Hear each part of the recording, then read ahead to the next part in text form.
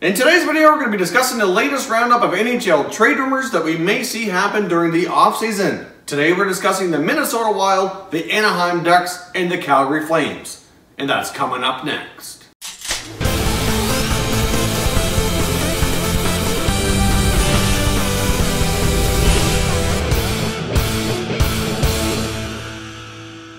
Welcome back to another video here at Top Shelf Hockey. If you're new to the channel, thanks for stopping by.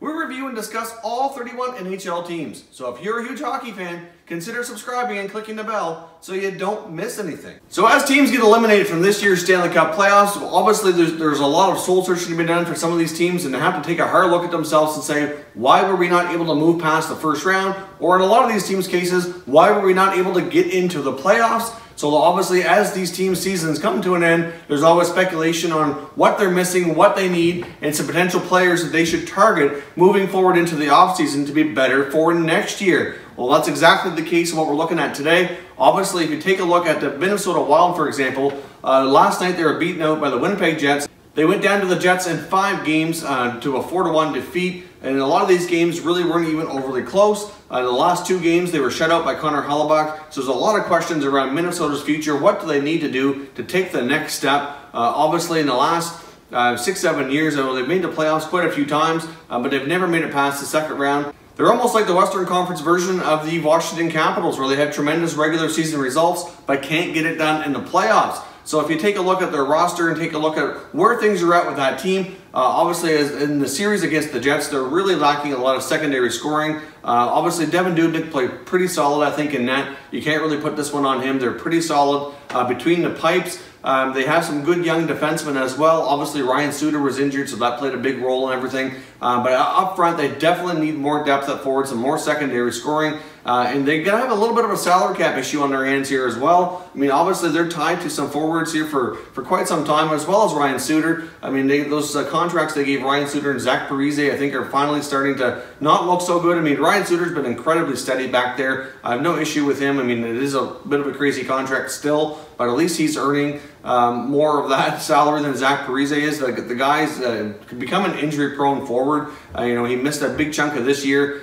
He was having a pretty decent start to the playoffs, and then he got hurt yet again, and I believe he had a cracked sternum, was going to be out for a number of weeks. So hopefully he'll be ready to go for next season, but he's had a lot of back issues. You got Mikko Koivu's contract is, up there as well. Obviously Eric Stahl's a bit of a bargain, but if you take a look at some of the pieces that would be a little bit easier to move, one name that's come up that's kind of been underperforming, I think, and if you look at the stats, been declining a bit in recent years, is Charlie Coyle. Obviously Coyle can play center, he can play wing.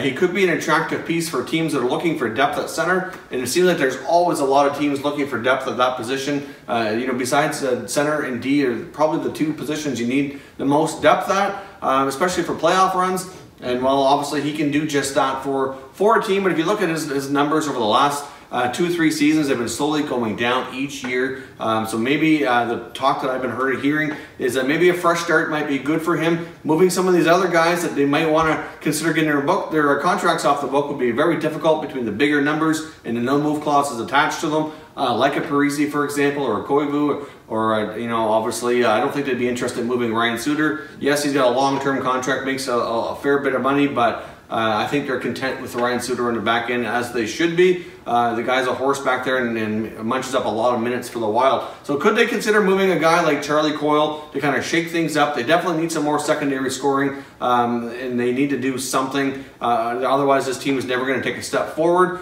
and get beyond the first or second round of the playoffs. So leave some comments down below. What do the Wild need to do this offseason to kind of make a step forward? And do you think maybe moving a guy like Coyle and trying to get an upgrade in that position might be a wise move? Now jumping over to the Calgary Flames. Obviously the Flames are a team that's kind of in limbo right now. They're currently searching for a new head coach. They fired head coach Glenn Gulletson not too long ago. Obviously we did a video discussing that. If you missed that, there'll be a link here at the end of the video to go back and watch that Calgary Flame video. But obviously they have a lot of good pieces in Calgary, but they are some pieces away from taking the next step. I mean, they have some exciting young forwards between Sean Monahan, Johnny Gaudreau, Matthew Tkachuk's a top player as well. Even Granlund's pretty solid up there.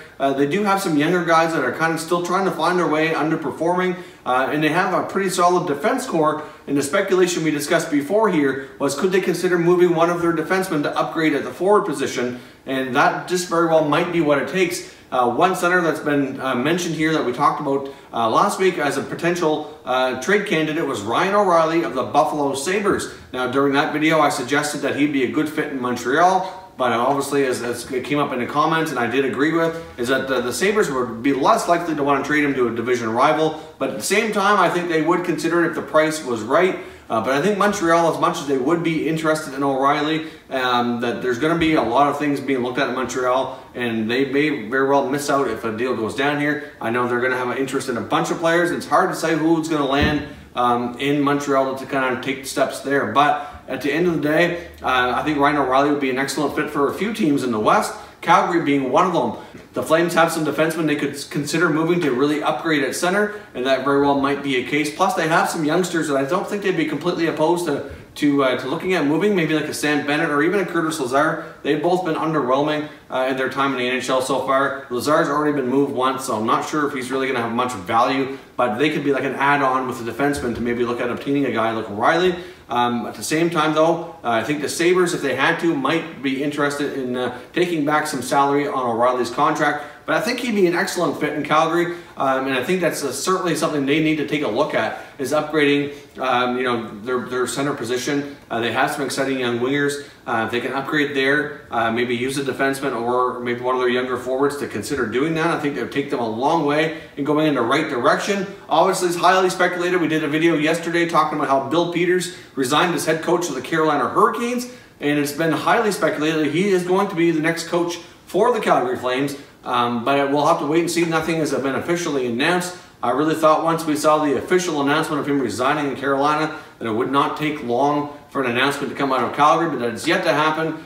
So we'll see. I wouldn't be completely surprised, though, if that is finalized sometime over this weekend and the deal gets done. So that's what it's looking like. We'll see if any of those rumors and speculation have come to light here, but we should know very, very shortly.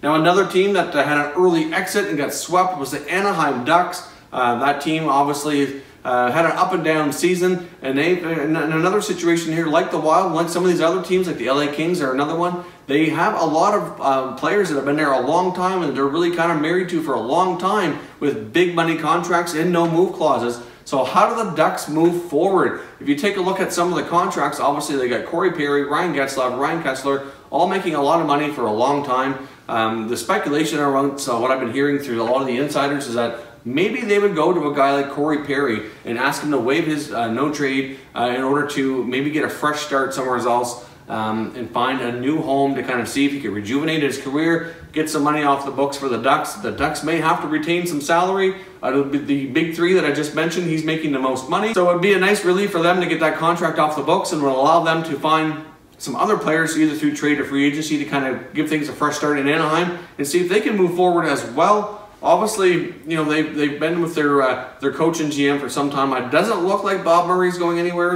He's been there for, I believe it's 10 years now. He's been general manager for the Ducks. It doesn't look like there's going to be a change coming in that direction. Hard to say if they're going to stick with Randy Carlyle. He's been back for a couple of years now. Obviously, last year was much better for the Ducks than this year. So we'll see, but it just seemed pretty clear in this year's playoffs that the Ducks just didn't have any fight left in them. They just look like a team that's aging. They're getting slower. They have had a lot of injuries among some of their top guys as well over the years, and just taking a toll on how they can perform here. They do have some younger, exciting forwards that look like they're kind of starting to take bigger roles as well. I mean, Ricard Burkell is a tremendous player. You know, Jakob Silverberg is pretty solid as well. Kasha, I mean, they got some good pieces. They still got some excellent defense back there as well. Gibson's had a pretty solid year in net. I mean, obviously for Gibson, the big thing for him is staying healthy. But, you know, they do have a lot of good things going on in Anaheim, but I think they need to shake up that older, aging core and see if they can find a way to do it. It ain't going to be easy, though, because they have long-term contracts for big money and a lot of say in where they end up because of their no-trade clauses. But could you see the Ducks trading Corey Perry, even if it means retaining salary? Do you think it would be a good move for them to look at breaking up that core? And where would be a good landing spot for a player like Corey Perry. I mean, I've even seen speculation that the Flames might be interested if he were to become available. I'm not sure that that's the greatest fit, but you know, just like last week when we talked about Jason Spezza in Dallas, like some of these guys have a lot of talent. You know, yes, they're getting older. They're 32, 33, 34 years old, depending on which player we're referring to. They've had a tremendous offensive careers. If you get them with the right players in the right situation, I think it's possible that you could see a rejuvenation. They may not get back to their glory days where they're putting up 80, 90 points a season, but, you know, even if they can get back to more respectable numbers, scoring 20, 25 goals, you know, adding another 30, 40 assists for like a, you know, solid 50, 60 point player, that would probably be much better than what some of these guys have been doing lately. So it's hard to say where they end up. But obviously, if you look at teams that have a lot of youth and need to mix in some veterans and have some cap space to boot, then you could see something like that going down. You know, like you look at teams like the Flames or the Canucks or etc. Like that's what we talked about before, or even the Sharks, depending on what San Jose ends up doing. They do potentially have a lot of cap space available next year, but a lot of that depends if they're going to keep Evander Kane. Is Joe Thornton coming back, and if so, what's he going to get paid? So a lot of question marks, but the Sharks are another team to keep your eye on this summer, because they are going to have a lot of cap space to play with, and it just depends on how they decide to proceed, and a lot of that's probably going to be dictated by how this playoff season goes. And right now they're looking pretty solid, but they've got to face the Vegas Golden Knights to see where things move forward from here. So leave some comments down below. Let me know what you think. Could we see players like Ryan O'Reilly, Corey Perry on the move this offseason? I think it'd be great to give them a fresh start and see if they can get their careers rejuvenated. Don't forget as well, we have a big giveaway coming up here very soon. As soon as we hit 1,000 subscribers, we're doing a big giveaway for an NHL Adidas hat, so stay tuned for that. That's hopefully going to be coming here soon as we hit the 1,000 mark. If you haven't done so already, consider following us on Twitter. You're going to find our Twitter handle on the screen right here. So check us out on Twitter. We're very active on there. We love engaging with our viewers and subscribers on all things hockey, so check out that Twitter account. As always, thank you very much for watching, everybody. We'll catch you next time.